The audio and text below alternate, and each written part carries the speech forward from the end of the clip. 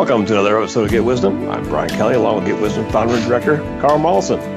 This week, we're going to explore Creator's perspective on wolves in sheep's clothing. Should prove to be a very interesting show, Carl. Well, I think so. And we're taking a leaf from the Bible, but this isn't meant to be a Bible lesson. This is meant to be a life examination and a consideration of how the world works, what makes it go, and what are some of the hazards, some of the things we should be watching for and watching out for, because they can be quite real. And there are always people who are manipulators, who are outright criminals, who are just self-serving, and who are saboteurs. They kind of want to stab others in the back, thinking that'll help them get ahead, and they come with a smile on their face oftentimes. So there's consequences for everything bad we do, and it's not God's judgment. It's the law of karma. It's an energy. If you put energy into the universe, it will come around to you again. So that's the bottom line here, and why we're wanting to look at these things a little more closely. And there are things to worry about in today's world, unfortunately. Unfortunately. Well, let's dive in and see how unfortunate it really is. You ask Creator. In the Bible, Matthew chapter 7, verse 15, it says, "Beware of false prophets who come to you in sheep's clothing, but inwardly are ravenous wolves." Can Creator share with us what Christ meant by this statement? Who are the wolves in sheep's clothing? And does the average person even need to think about this seriously? Okay, well, it's 2,000 years later, isn't it? It is indeed. All right, so this is what I heard from Creator channeling and asking this question. Even though this is a warning and prophecy made 2,000 years ago, it is just as wise and appropriate for today's world, as nothing has really changed for the better concerning the risks surrounding you by the interlopers. This is a good illustration of why we have taught that the Bible is a whistleblowing document, a warning to the world about the dark spirit meddlers, as well as extraterrestrial overseers who are in positions of power running things. The latter has been more heavily edited out than the former to obscure these realities. But the idea of an ever-present danger has never gone away, and if anything, is growing more acute all the time. So in this metaphor, the wolves are the interlopers, seeking to manipulate human beings, to darken them, darken their doings, and thereby darken the world as a consequence. They do their work by stealth. The spirits sneak into your energy, and only when they take up residence can they truly harm you the most. In addition to which, they work their worst in bullying the deep subconscious mind, which you are not even aware you possess because it cannot connect to the conscious level directly. But this bullying takes a huge toll in producing chronic stress and altering judgment in many cases, to disrupt lives and to undermine happiness on a chronic basis. The saying is particularly apt when it comes to the human minions manipulated through mind control to serve the darkness by bending rules, becoming outright criminals or con men, or go into politics to attain positions of power as a means of rewarding themselves, which always takes a toll in hurting the general public. The leaders of your world are uniformly manipulated through mind control to do the bidding of the interlopers, to create many misguided approaches, and to adopt many policies that will work at cross purposes to corrupt, to weaken, to drain away money that could be put to better use, as well as feeding a large corrupt regime of influencers and manipulators, buying favors from the politicians and getting rewarded in return from special interest groups, including foundations, professional associations, and large companies who can afford the going rate of corruption. So in this dark picture we paint here, the wolf in sheep's clothing starts with the interlopers we have identified. but is then often mimicked through manipulation by the many humans who are party to corrupt schemes and manipulations seemingly of their own, but in actuality working at the behest of the interlopers to corrupt them and induce them to corrupt other humans. This is the way the world works to a significant degree, through these sordid exchanges supported through ignorance, fear, or individual greed of those who might be in the know, but do or say nothing to blow the whistle on the wrongdoers. I think that what's being said here is that, in this world, anything around conspiracy theory is poo-pooed. And in a sense, creators coming out and saying that there may not necessarily be a conspiracy at the level of the influence, but rather people are being orchestrated through mind control. And so they're not necessarily, mapping out all their corruption with other people, though they can be in some cases. But there could be widespread corruption because of the influence of the mind control through the interlopers. And that can give on a different appearance. Well, one of the biggest applications is to make people complacent. We've heard quite a lot about that. And so that makes everybody seeing the world as all sheep and no one to worry about. Nothing to see here, move along, this is no big deal, this is all overblown, it's a conspiracy theory. These people are just a little bit unhinged and, never mind, don't pay attention to them. And the irony is that the people who seem like they're off the reservation, who have all the weird ideas, are actually seeing truth in some way or another. They may not understand it fully, but they see the signs and are open enough to know there's something wrong here. Yes. And they're sounding the alarm, and no one will listen. Well, Christ was sounding the alarm in the Bible 2,000 years ago with a very statement about wolves in sheep's clothing, something to be watchful for. U.S. creator, sheep flock together for safety and community. Everyone knows there is strength and safety in numbers.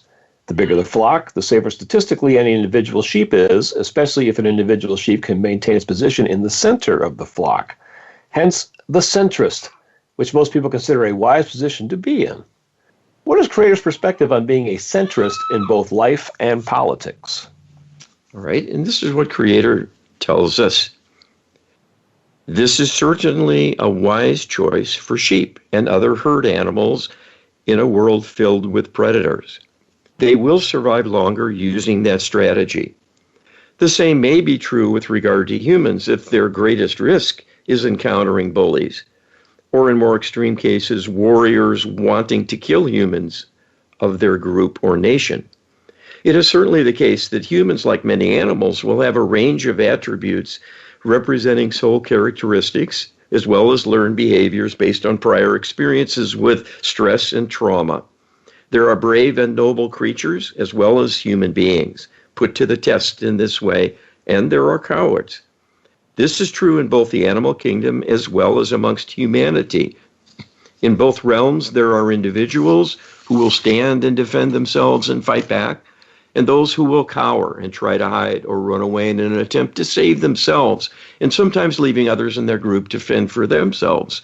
When if all banded together, there would be a greater chance for all to survive, depending on the level of the threat causing the problem. The idea of being a centrist can have many meanings with respect to extremes of behavior. If one is uncertain about the wisdom of one or another extreme, being in the middle is reflecting prudence and due caution. But it is certainly true that to break away from the pack and seek new adventures, new possibilities, and especially in desiring to lead others towards what is perceived to be a better direction and a better future, one must break free of the herd and create an example for others to follow. What is needed always is wisdom to know when that is truly highest and best before taking the risks that inevitably are present. Our perspective is that you have already risked a great deal coming into life as a physical human. As you are in charge of your lives, you must pick your poison to decide what fights are worth fighting, when it is more appropriate to sit things out, so to speak, and summon the courage of your inner wisdom and convictions when this is called for, to stand up for yourself and others when your liberty and freedom might be threatened and the stakes are high. To not do so is being derelict when you are called to duty. This is a personal choice. All must make it one time or another in small ways or large ways. How you respond and the choices you make will govern all of your future in the karmic consequences that ensue, in whether you receive more rewards or more punishments by the law of karma, bringing back to you what you put into the world in deploying your energy. Well, I think Creator's kind of clear here that, yes, there is safety in being a centrist and flowing with the flock in the middle where there's lots of safety, but you're not going to get a lot of kudos and you're not going to win a lot of positive karma by hanging there for too long. You really need to get to the edge of the flock and chart a new path if you want others to follow and moving towards creating a better world. Yes, well, you see a lot of this kind of thing, and there's many, many stories and life experiences like this where people saw someone in trouble, saw someone hurting, and just walked away. So they didn't put any energy into the situation actively. But that doesn't protect them from consequences, because many times we're called to act by life circumstances around us. And if we fail to answer the call, we're derelict, as being pointed out here. And that's something to really take seriously, because you have a precious chance to make a difference for humanity, each and every person who hears these words. And we know a lot about this because we deal with this almost every day in some way or another, and hear these lessons taught in many different settings for a variety of reasons. But it comes back to the same thing. Yes. We're here for a reason. Yeah, and that's a message I think people need to hear, is that it's not enough just to be a quote-unquote good person if you're spending most of your time on the couch in the process. We're actually here to do something proactive to save humanity, to turn the world around. We're here as change agents, not just observers. So it's an interesting point. You ask Creator, the problem with being a centrist, if you are sheep, is that you essentially have no personal freedom. You must move with the flock or be trampled. If you travel at the periphery of the flock, you have more freedom, but are at much greater risk of falling prey to predators. It's also true that no one can lead from the center. You must be at the periphery and in the vanguard to lead. In this troublesome world, the desire to exist safely is understandable, but often derided as cowardly. As divine humans sent here to solve the problem of evil, is traveling at the center of the flock and letting others lead so that one has increased safety from predators a shirking of duty. Right, and this is what Creator tells us. This indeed is the case. You were created to solve the problem of evil. To the extent you do not realize this, you live in ignorance and are simply marking time to no good purpose, regardless of what else you might be doing with yourself. If you wish to learn and grow and apply yourselves to your primary purpose, you must either lead or at least be a member of the vanguard, moving forward through a leadership decision, calling upon humans to break from the traditions of the past that have become stultifying and break free in a new direction that will end up raising everyone to a new plateau. This is what you were created to do, after all, to not be prisoners or prison wardens, but advocates for the truth of the divine, to spread love everywhere you go and seek to right the wrongs impeding the flow of love. If you are not doing this in your life, you indeed are falling short and will be getting behind, actually. If you are not moving forward but standing still in a relative sense, you will be falling behind those who see the light and are working to champion its cause. Well, once again, Creator is clear that really we are here to solve the problem of evil, and we need to champion that cause. We need to really, be proactive in that. We just can't sit back and observe others doing it. U.S. creator, the contrast between the wolf and the sheep couldn't be starker. Wolves are predators, sheep are herbivores.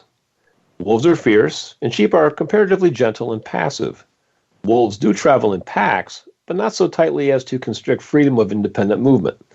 Yet wolves are so aggressive and dangerous that they are not used as symbols of civility and group harmony. When Christ was talking about wolves in sheep's clothing, was he implying that the goal was perhaps to be neither wholly one or the other? Instead, was the calling for us to be shepherds and not wolves or sheep, to be rather a divine human rather than a mere animal? All right, and Creator says, here you are putting your own spin on things, but you are entitled because you are a divine human, and that is a good illustration of the purpose of humanity. To add to what has come before, to move not only forward but upward with growth and expansion, in addition to a continuation and an avoidance of annihilation along the way. Yours is a good distinction that is particularly appropriate for the people hearing this discourse, who will be divine humans after all, and are far above animals in their makeup and potentials. In following this metaphor, the role of shepherd is a good metaphorical label for the leaders among you who are breaking new ground, bringing forth new perspectives, new understandings, and suggestions for improving society and finding the many distortions and errors of judgment contributing to the many examples of corruption in the workings of society and its institutions. Indeed, what is needed is a new generation of shepherds that can help to lead and guide people along the path back to the divine who have strayed through their disconnection and the steady drumbeat of corruption, enticing them into self-destructive activities of all kinds and non-productive ways of living that keep people oppressed and in conflict with one another and not working together in common cause to overcome all obstacles and advance society as a whole through the efficiencies and the power of unity that would come about. There are many positions open all through society for the light workers among you to step up and seize the moment and follow your hearts and the strength of your inner conviction and divine alignment in knowing the better choices available. And this will change the world, at least over time, in proportion to the initiative taken and the amount of energy behind it. Well, there's little doubt that light workers need to bring this new perspective to the world and in a big way. And Creator says there are positions all over, open all over the world. Unfortunately, a lot of those positions have current occupants that might might be in opposition to that message coming forward. So we have our work cut out for us, Carl. Well, and everyone gets kind of habituated into patterns and continuity and sticking with the tried and true and all of that. And, religion is faulty in that way too. It's a little stodgy. It has its rituals. It's all of a sameness. It's working out of a 2,000-year-old playbook that was corrupted and altered. They don't know it, but, this is not moving forward. It's kind of marking time. It's keeping alive the idea of the divine, and I'm glad they're there, but they can do much more. Absolutely. And we'll do more exploring this topic when we come back with more Get Wisdom after this. We'll come back to the second segment of this week's Get Wisdom. We are talking and exploring the wolves in sheep's clothing warning that Christ gave in the Bible. And it's a timely warning, and even Creator said in the first channeling that we shared that it is a timely warning, and maybe even more timely now than ever. Well, that could be. If you are in tune with the culture is a bit in turmoil and very divisive. Yes. And everyone thinks of it as friends and foes. So that's very subjective. Both sides believe they're right, and both sides fear and loathe the other or mistrust. And we know that always gets things into trouble and leads people astray if they're not careful. So discernment is the order of the day. So this is about discernment also. Absolutely. You ask Creator, Christ is often referred to as the Lamb of God who takes away the sins of the world. What is meant by that? Seems to be perhaps an imperfect metaphor that conveys some great truths on the one hand, but is also perhaps a corruption and disparagement on the other? All right, and Creator says the following. We would say you are overinterpreting things a bit here. This is not a disparagement at all, except in contrast to the difference represented by good versus evil. There are many distinctions, and those who are corrupt will see things differently than those who are not. The divine is often passive and allowing, gentle and forgiving, non-aggressive and unassuming, whereas the minions of the dark are the opposite, rapacious, domineering, selfish, and even cruel, ruthless and unrelenting, insensitive and completely uncaring, devoid of love and compassion. When you see things in these terms, it makes it easier to understand why a description like the Lamb of God was applied. It was meant to be a representation of a gentle, loving nature, born of innocence, but carrying within the full potential that growth can bring about. There are many parallel analogies one could make, such as the innocence of youth, which may bring with it unavoidably inherent weakness. But when the exercise is to be on a divine path, the lack of corruption it represents is a strength and an asset rather than a liability. The lack of appreciation for the power of love is a mistake repeated over and over again, and has been all through history, both by believers and non-believers in the divine. This is simply in part a misunderstanding and in part a lack of the right life experience to illustrate the true meaning of love in full flower and what it can do to advance the cause of truth. Human culture has been so warped from living under the direct control and manipulation of corrupted leaders, working from the playbook of the interlopers and their loveless nature. There are few historical precedents illustrating a dramatic success of divine principles as implemented by humanity.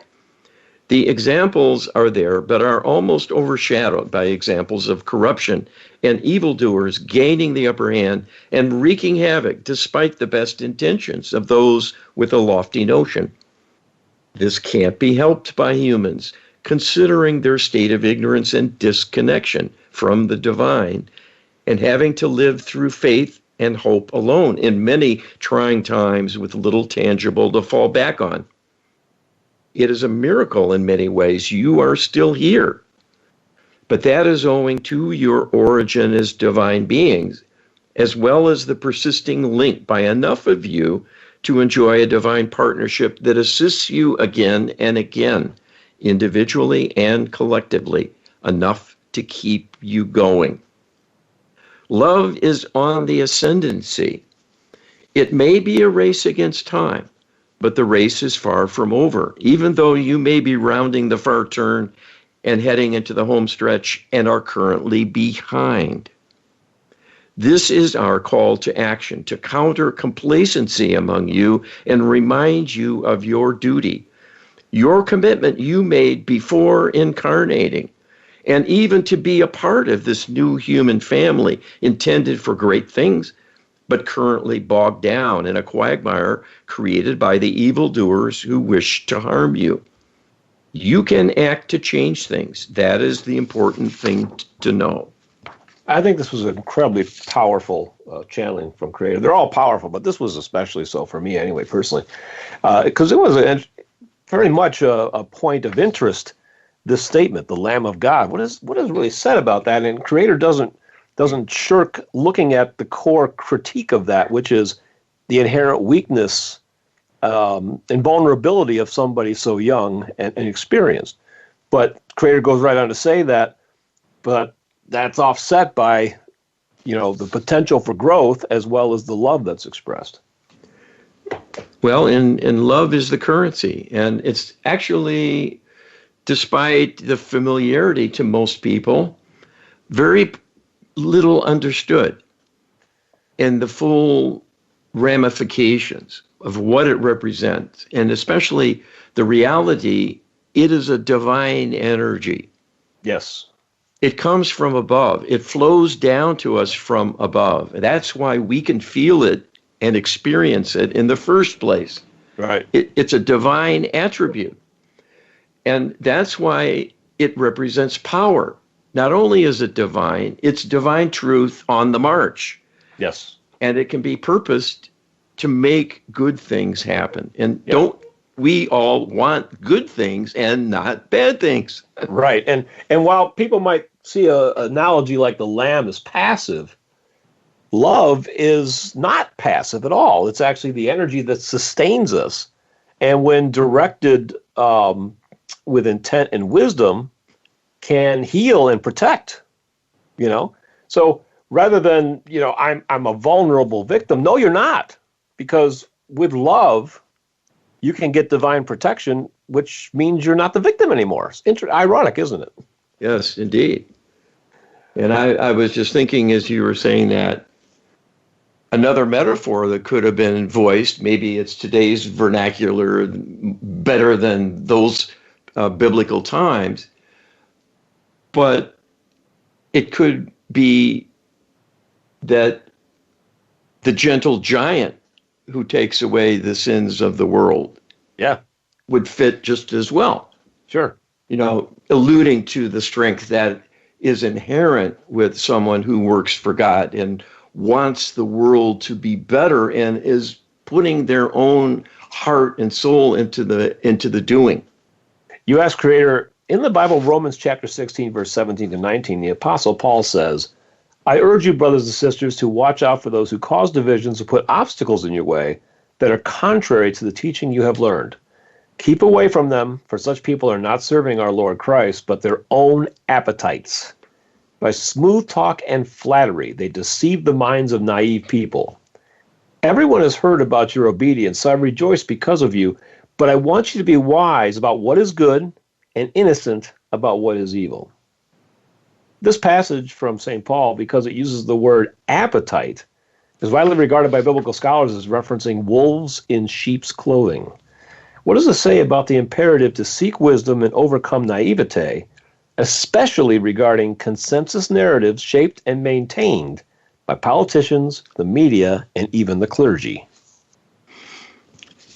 Okay, and this is what Creator says about this passage. This indeed is a warning about the wolf in sheep's clothing, represented by the would-be leaders who themselves are corrupt and will corrupt all who follow them.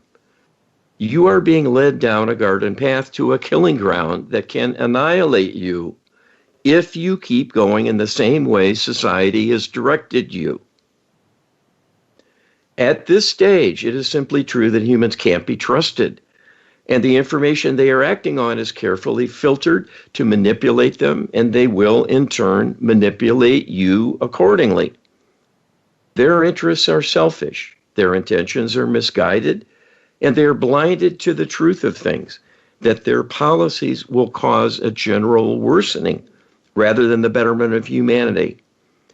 This manipulation makes them an agent of the darkness, and if you follow your leaders, that is where they will take you. It is unfortunate, but true that this is so. It is unwitting, but a testament to the power the interlopers have over humanity as a whole to manipulate enough of society to keep people either complacent, following the wrong leaders and their advice, and to make work projects that are beside the point, or actually destructive, or acting at war in opposition to others with whom they are made to disagree. And these warring factions simply a distraction to keep people occupied and expending their energies in savaging one another instead of contributing to humanity in a positive way that will benefit everyone.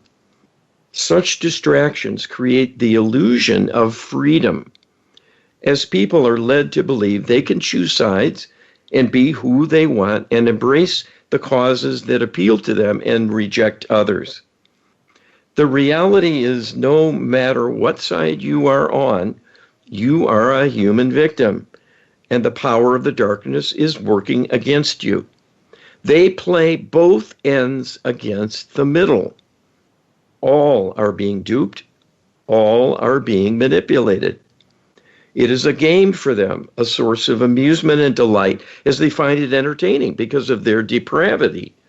in seeing your discomfort and suffering, largely at the hands of other humans at this point, but always encouraged, aided and abetted by the many plots and subplots of the extraterrestrial alliance to stir up trouble, to keep everyone off balance and heavily triggered if they are not complacent, to follow a direction leading them to a dead end. You are more than that, and you can be above it if you look to the divine realm as an example of putting love first, not a love of unawareness and complacency, avoiding attention to the problems of the world, but rather to embrace the difficulties, the problems, the areas of neglect and suffering and tumult, to work at finding ways to bring in the love that is needed to right the wrongs and restore things to divine alignment. This requires much healing of all kinds to be implemented. Otherwise, you cannot change things in time. Only healing of the interlopers will be powerful enough to rescue you. They have you in their sights, and there will be no mercy in their actions. You need a divine assist of major proportions that can only happen when enough of you are requesting it to be so. This is where the idea of leadership comes in. You must know what is needed in order to engineer it. And we can tell you this needs to be your number one goal and focus with all your energies. The healing of the interlopers and then humanity in order to survive as a species and then progress according to Creator's plan for you to be ambassadors throughout the universe. That cannot happen if you cannot clean up your own backyard. Well, I think it's pretty clear here that Creator is saying the cleaning up of the backyard has to happen at a spiritual level first, and healing the interlopers is a spiritual level healing that has to take place because we don't have direct access to these interlopers, right? I mean, we can't just go knock on their door and have a conversation with them. But yet they are manipulating us from behind the scenes, the wolves in sheep's clothing that we can't see from their exterior costume. But inside, they're ravenous, and they need to be healed. So we need a tool like the Lightworker Healing Protocol enabled to do that with Creator's assistance, calling in divine intervention, calling in divine healing, letting Creator do all the hard work, the stuff that we can't do directly. Our role is in the asking. We have the standing, we have the capability to request the divine to come in and solve this. And that's what we keep hearing with this project, is just over and over again, we need to ask for the healing to take place, and we need large numbers of people to do it. Well, and you think about the size of a problem. If you have a world that has been conquered hundreds of thousands of years ago and is a slave colony, in effect, although a subtle one, what do you do about that? How can we as individuals make any kind of dent in this problem? The answer is we're divine. Yeah. We're divine extensions of the divine. But we have to realize that, recognize it, and act on that by calling in our partner, our big buddy in the sky, whatever you want to call it, and ask for divine assistance. That's not hard to do. Everyone can do that in the privacy of their own mind, and it can make all the difference. And you see from this how powerful a disparagement and a disempowerment it is to create a secular movement and encourage that. Kick God out of schools, kick God out of the workplace, kick God out of routine discussion about government policy and how to conduct lives and run our institutions. And we have it upside down. We have it backwards. Yeah, we corrupt it, and that's done by them if we try it. So it's not so easy to do it on a human level. No, no. In fact, I've studied psychology, politics, history as much as I can. I got a whole library on it. I've really tried to marshal a lot of arguments and a lot of examples to share with my friends and family and anybody who will listen about here's how we get on the right path. And I just keep running into a brick wall time and time again. The mind control, the barriers to, new insights are so entrenched and so in place. We need a divine stick of dynamite to blast it open. And that's what the light worker healing protocol is. It's the way to begin to make that change, because frankly, after years and years of trying to talk people into changing their perspective, I've met with nothing but failure in that regard. I need something beyond that. We need people who are still able to think for themselves, and they're few in number. Yep. So if you listening are one of those people, you're precious, you matter, you count, and you can be a force for good, and you're needed in the good fight here. Absolutely. And you can join us in that good fight by checking out the Lightwork Healing Protocol. You can get that at getwisdom.com/LHP. That's getwisdom.com/LHP. You can also check out our website, getwisdom.com, where you can learn more about the Lightwork Healing Protocol and the services that we offer from practitioners that practice it. There's Lightwork Healing Protocol training. There's even certifications down the road. There's all kinds of, we got a whole curriculum on the Lightwork Healing Protocol. But really, at the end of the day, it's very simple to master and get into place. But you need to take that first step. You need to get that ebook, getwisdom.com/LHP. And we'll be more with our final segment of the Get Wisdom and Wolves and Sheep's Clothing when we come back after this. We'll come back to the final segment of this week's Get Wisdom. We're looking at Creator's perspective on wolves in sheep's clothing. And, one of the main points of that metaphor is that what you're seeing is not what you're getting, Carl. Yeah, and we have a lot of examples in today's world about that. But the biggest wolf is a hidden one. And that's real hard for people to get their minds around. But it does explain everything. Yes. Why everything is so dysfunctional. Why we can never figure out how to teach math in schools. Or even teach reading and writing, let alone mathematics. And on and on and on. Why our healthcare is so kind of on again, off again, and a mixed blessing that often does as much harm as good, we find out down the road. And all of these things.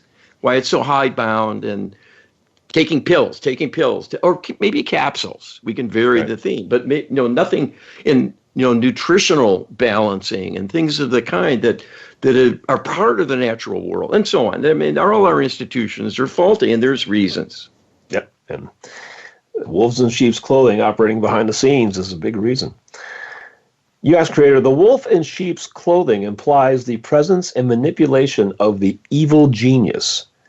Difficult to not only spot, but just as difficult, if not more so, to warn the fellow sheep about the wolf in their midst, leading them astray. If one only takes things at face value, they will never see beyond the costume and discern the wolf inside. What does the metaphor of the wolf in sheep's clothing tell us about not trusting the obvious? All right, these are Creator's words in answer. We see this as a very apt metaphor representing the all too common complacency of people not seeing beneath the surface, not looking at the warning signs that something is amiss, something is not truly as represented and promised. There is a part that is missing, and if they were to look more closely, would see there are many connecting dots and how there's a uniform deficiency through all of human thinking and the way life is organized that promotes age-old problems to interfere again and again with the possibility of growth and expansion. You are still running your world the way it was done largely many centuries ago, through a hierarchy of power and control and a competition with one another that at times still leads to bloodshed. These are all primitive ways of thinking you have not moved beyond. The sole reason for that is not human flaws or being prone to wickedness. It is the imposition of an evil mentality, manipulating and maneuvering and commandeering you to run your world as they run their worlds through a heartless scheme of power and political maneuvering to gain the upper hand and crush their foes, often in a heavy-handed and heartless way. All through history, people have blamed one another and come away with the wrong conclusions that the difficulties and challenges in life caused by human conduct are not inner weaknesses and an evil nature inherent in the being, but a corruption from outside humanity that has crept in and altered things to deceive and draw you in, to make you complicit and believe it is all normal or at least unavoidable, and to accept a kind of status quo where evildoing is at least suppressed as to be not blatantly on display, but often allowed to proceed unhindered behind the scenes by a powerful elite who will benefit from it personally and tolerate its existence. None of this is normal. That is why you all have a conscience. When you are not listening to the conscience, it is because of corruption, to make you too insensitive to feel the warnings, or too greatly in service to the ego to take them seriously, believing you are above reproach because of who you are and the power you enjoy. All such power is an illusion because it is based on corruption and cannot be held onto for long, because the law of karma will take it away from you. If not in the current life, in a future life, or lives where you end up with less than what others enjoy in order to rebalance the greed and non-divine self-importance you indulged in with the current life. This is the folly of being a sheep, being complacent, and leaving the decisions and leadership to others if you cannot tell if there is a wolf in your midst. The gift of free will and free agency means that you have sovereignty over your being. When others deny that to you by imposing power and control, they are trampling on your divinity.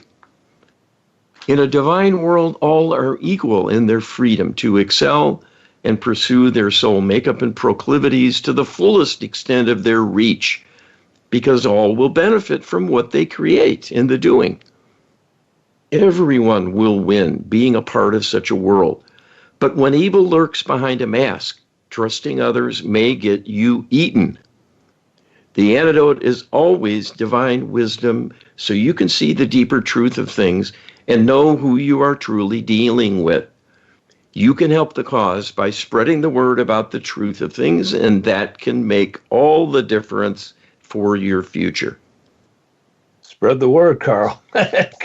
Creator comes right out and says that point blank.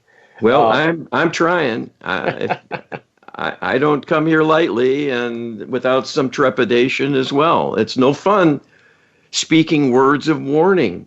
No. And dire warning.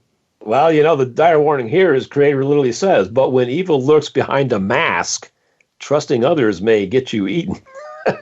It's not said here explicitly, but obviously one of the big catchphrases from the Bible that many people believe in is, by their fruits ye shall know them, by their actions and less by their words. So the mask, I think, is the words, and the actions is the person that's inside the costume. Yes. And we often find out too late. Yeah. and we don't learn the lesson sometimes either. No, we got to start paying more attention to what's actually happening and not what's being said. You ask Creator, in praying for discernment, we are perhaps, sometimes unwittingly, asking to see the unpleasant more than the pleasant, and for help identifying the wolves in sheep's clothing in our midst. Can Creator share how prayer for discernment and Lightworker Healing Protocol can help us develop the capacity and the needed strength to both see the wolves in our midst and do something truly effective about them? And this is what Creator tells us. The most important thing to understand as you are asking about this is that evil is real. There are many things being done directly in an attempt to commandeer every human being by limiting their thoughts, shaping their beliefs, and putting many constraints in place to make them disregard many truths and to be, in effect, a minion of the darkness unwittingly. How can that ever change unless someone brings this to light, sounds the alarm, and is able to be persuasive in convincing others there is a need to change things? When you but suspect this may be so, you have both grounds and a motivation to ask for help. If you are in a partnership with the divine, you will be given support, guidance, healing, and protection that can be of assistance in dealing with any problem you might face. Even things that might only be a fear and suspected, you need not prove them first as in a court of law in order to get assistance. You can request the divine realm to be proactive, to head off trouble before it reaches you even. That can change everything about your circumstances and those of the world at large, given a large enough request for the divine to provide such a large-scale level of protection. The two best means to do so are through carefully constructed prayers that are designed to be self-empowered to get results. This we have taught you to do in ways that have not been appreciated heretofore. This is key information that has been lacking for the world all these years. When people have prayed and prayed and prayed, but often with meager benefits in return, that has largely been due to human ignorance through the suppression of the divine guidance given to the prophets of old. There is no time to waste in catching up with the recently conveyed divine wisdom about making prayers the most effective they can be to work on your behalf and for your loved ones in the world beyond. This depends on leveraging your energy and the pooling of the energies of many others that can be arranged for the asking as part of the prayer outreach. If you learn to do this, you can be a change agent to help the world, and without it will have a meager influence at best. Similarly, the Lightworker Healing Protocol takes this much further by adding a high level of specificity to cite the many sources of negativity from the wrongdoing and evil of the interlopers to create difficulties of all kinds. The protocol addresses all of these difficulties and their consequences with specific requests for healing the many phenomena that are perturbed within your makeup and the greater environment, and even extending through the entire galaxy you inhabit and the many beings caught up in this drama. There is extensive and effective leveraging of the resources available to pool energies, to compound the benefits through repetition of the protocol in perpetuity, and to call on all of the light beings to work in concert and in parallel, and to do so through all of time, to be healing the past and the future, as well as the present of everyone and everything that has been harmed. There has never been a healing outreach like this with any chance of success. If you add your intentions to the other practitioners, you will make a significant contribution, because there is a need to have larger numbers of people using the protocol. That is the final piece needing to be put in place. If the entire world used the protocol, all would be healed tomorrow, if not today. That could happen through prayer alone, but is unlikely without the Lightworker Healing Protocol preceding that eventuality, to pave the way with enough healing to bring people back to the fold and awaken them from their complacency and the corruption through the secular movement, for example. You can have a life of purpose simply doing these two things and applying yourself from here on out on a daily basis, or often as you can. Your contributions will not only be influential in adding to the whole, but will be noted and on record for all of time, that in a moment of dire need, you stepped up, you answered the call of the divine, and you fulfilled your contract to become the light worker you promised to be before coming into life. We are waiting to hear from you. Well, that's as powerful as it gets. Creator is saying that we can all participate. Really, as long as we can put two thoughts together in our mind, we can engage in prayer, and we can even learn the light work healing protocol. So you could be young, you could be old, you can be healthy, you could be infirm, but you can participate in making a real difference, and perhaps more of a difference than you've made when you were healthy, for instance, or when you were younger. You can really make a difference. You can help save humanity by learning prayer, engaging in prayer, and learning and using the light work healing protocol, Carl. Well, this is the opportunity we've been given. We went looking, and boy, did we find out a lot. And we've been given the keys to the kingdom, which is our future. And without it, we may go down. We may not be here in a few years. Those are the choices. We need people to step up. Need them to step up. That's all the time we have for this week's Get Wisdom. Appreciate you joining us. Thanks again. Be well.